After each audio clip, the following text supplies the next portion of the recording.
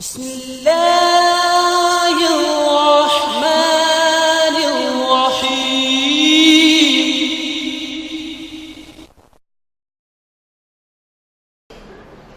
الحمد للہ وحدہ والصلاة والسلام علی من لا نبی بعدہ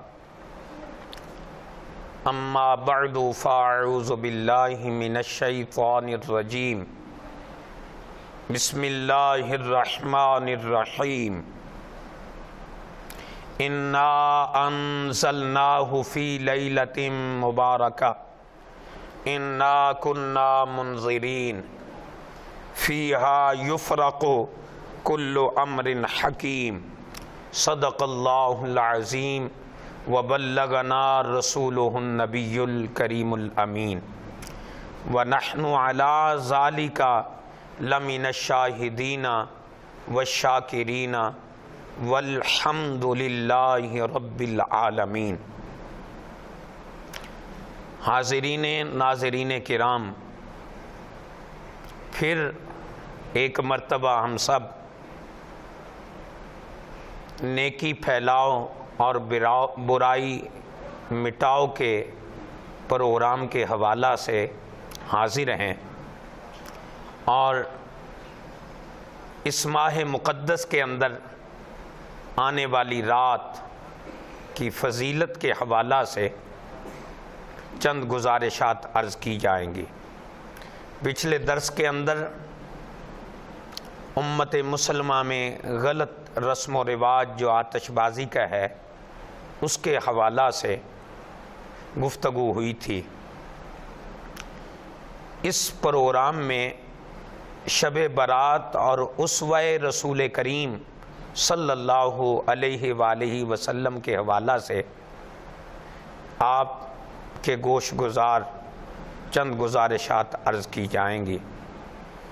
سب سے پہلی بات یہ ہے کہ اللہ رب العزت نے امت مصطفیٰ کریم علیہ الصلاۃ والتسلیم کو جو فضیلت عطا فرمائی، اللہ رب العزت نے کسی بھی امت کو یہ فضیلت عطا نہیں فرمائی۔ اللہ رب العزت نے جو برکت اور رحمت بھری راتیں نبی کریم صلی اللہ علیہ وآلہ وسلم کی امت کو عطا فرمائی، حضور نبی پاک علیہ الصلاۃ والسلام سے قبل سابقہ امتوں کو یہ فضیلت والی راتیں میسر نہیں آئی۔ اس کا بنیادی پہلو اسوہ رسول کریم علیہ السلام ہے۔ تو صحابہ کرام کو جب میرے آقا علیہ الصلاۃ والسلام نے سابقہ امتوں کے احوال سنائے، ان کے اندر ایسے لوگ بھی تھے جن کی عمریں 1000 سال پر، 500 سال، 600 سال اس سے زائد بیان کی۔ پھر ان میں ایسے خوش نصیب لوگوں کا تذکرہ ہوا کہ جن کی عمریں بھی لمبی تھی اور انہیں عبادت الہی کی سعادتیں بھی ملی تھی۔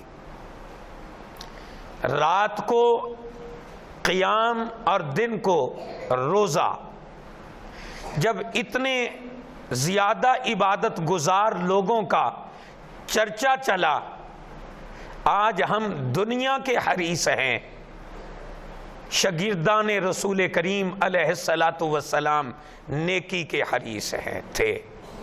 آج ہم سستی شہرت کے حریص ہیں، بارگاہ مصطفیٰ سے فیض پانے والے اللہ کی بارگاہ میں سجدے کے حریص تھے۔ بس جب سنا تو آہو زاری کرنے لگے۔ میرے اور آپ کے پیارے آقا علیہ الصلاۃ والسلام نے ارشاد فرمایا، صحابہ میں تمہیں غمگین پاتا ہوں۔ عرض کیا حضور صلی اللہ علیہ وآلہ وسلم، ہم سے قبل تو اتنی بڑی عمروں والے لوگ تھے جو اللہ کی عبادت کر لیتے تھے، اس کی ریاضت کرتے تھے، تو ہمارے پاس تو اتنی عمریں نہیں ہیں جو ہم اتنی برکتیں حاصل کر سکیں، بس یہ ان کے دل میں تکلیف، نیکی کا حرص آیا تو اللہ رب العزت نے مصطفیٰ کریم علیہ السلام کو پیغام بھیجا جبرائیل امین کے ذریعے کہ محبوب آپ اپنی امت کو خوشخبری سنا دیں، حامیم والکتاب المبین، واضح کتاب کی قسم، عظمت و عزت و رتبے والی شان والی کتاب سے مراد قرآن مجید فرقان حمید ہے۔ اس کی قسم اٹھائی اور فرمایا ہم نے اس کو اتارا مبارک رات کے اندر، اور وہ رات شعبان المعظم کی 15ویں رات مراد لی ہے علماء کرام نے۔ فرمایا وہ رات لیلۃ القدر کی بھی ہے جو رمضان المبارک میں ہے۔ یہ وہ بابرکت رات ہے جس کے متعلق نبی کریم صلی اللہ علیہ وآلہ وسلم نے ارشاد فرمایا، جس کو روایت مولا کائنات، شہر علم کے دروازہ، علم نبوت کے امانتوں کے امین، امت مصطفیٰ کریم علیہ الصلاۃ والتسلیم کے امانتوں اور ایمان کے محافظ مولا کائنات حضرت علی مرتضیٰ شیر خدا کرم اللہ تعالی وجہ الکریم ارشاد فرماتے ہیں، سرکار دو عالم علیہ السلام نے ارشاد فرمایا، اذا کانت لیلۃ النصف من شعبان فقوموا لیلہا وصوموا یومہا فإن اللہ تعالی ینزل فیہا لغروب الشمس الی السماء الدنیا ویقول اللہ الا من مستغفر فاغفر له الا من مسترزق فارزقه الا من مبتل فاعافیہ الا من کذا الا من کذا حتی یطلع الفجر۔ جب شعبان المعظم کی 15ویں رات ہوتی ہے تو اس رات کو قیام کرو۔ سرکار دو عالم علیہ السلام فرماتے ہیں اور دن کو روزہ رکھو، وصوموا یومہا، دن کو روزہ رکھو، کیونکہ اس رات اللہ تعالیٰ کی تجلی آفتاب کے غروب ہونے کے وقت سے ہی آسمان دنیا پر ظاہر ہوتی ہے، اور اللہ تعالیٰ فرماتا ہے کیا ہے کوئی بخشش مانگنے والا کہ اس کو بخش دیا جائے، ہے کوئی رزق طلب کرنے والا کہ اس کو رزق عطا کر دیا جائے، ہے کوئی خالی جھولی رحمت الہی کے سامنے اپنا خالی دامن پھیلانے والا کہ اس کے خالی دامن کو رحمت الہی سے نواز دیا جائے، ہے کوئی مصیبت زدہ اس کو پکارنے والا کہ اس کی مصیبت کو دور کر دیا جائے، ہے کوئی حاجت چاہنے والا کہ اس کی حاجت پوری ہو جائے۔ یہ ساری رات صدا لگی رہتی ہے یہاں تک کہ صبح ہو جاتی ہے۔ معلوم ہوا کہ بڑی رحمت اور مغفرت والی رات ہے، اس میں گناہ گاروں کے گناہ بخش دیے جاتے ہیں، آسمان اول پر اللہ کی رحمت کا نزول ہوتا ہے اور اللہ تعالیٰ کے فضل اور کرم کا نزول ہوتا ہے۔ جو لوگ ایسی مبارک راتوں کو یاد الہی میں گزارتے ہیں ان کے لیے اللہ تعالیٰ کا ارشاد موجود ہے، اولئک علیہم صلوات من ربہم ورحمہ واولئک ھم المہتدون، اور ان پر اللہ کی طرف سے رحمتیں اور برکتیں نازل ہوتی ہیں اور وہی ہدایت پانے والے ہیں۔ اس مبارک رات کے لیے ایک اور حدیث پاک جامع ترمذی شریف کے اندر موجود ہے، ام المومنین حضرت عائشہ صدیقہ رضی اللہ تعالی عنہا امہات المومنین میں وہ محبوبہ ہے جس سے میرے اور آپ کے پیارے آقا علیہ السلام محبت فرماتے تھے، اور آپ فرماتی ہیں کہ سرکار دو عالم صلی اللہ علیہ وآلہ وسلم میرے ہاں تشریف لانا تھا. فقدت رسول اللہ صلی اللہ علیہ وسلم لیلة فإذا هو بالبقیع فقال اکنت تخافین ان یخیف اللہ علیک ورسولہ. قلت یا رسول اللہ صلی اللہ علیہ وآلہ وسلم انی ظننت انک آتیت بعد نسائک.